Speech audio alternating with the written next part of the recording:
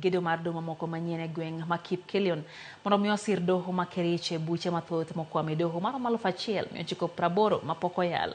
Kolose odiochieng' yepo mar doho ma Kericho, jang'ad bura Charles Ombulutsa olero ni buche mathoth ma doho pok oyudo thuolo mar yalo ikelo kod joneno ma ok yie chopo e doho mondo mi ochiw neno margi.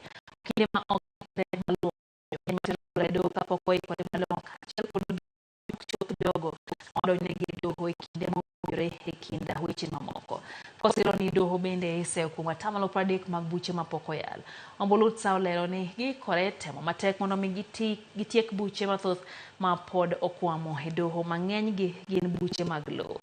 Parties are able to resolve their cases in a more friendly atmosphere outside the court through either mediation, conciliation, or having themselves subjected to court-annexed mediation.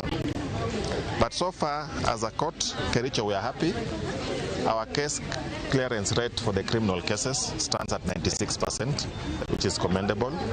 The civil cases, we are at 63%, and we believe we can do better. After this, Kericho is the only court in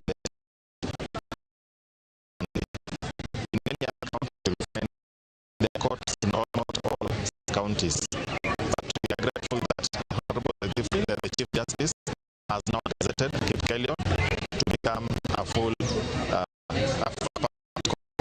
We've been serving cases, which is once a week.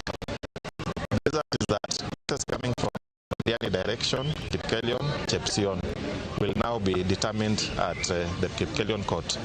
This is going to ease the pressure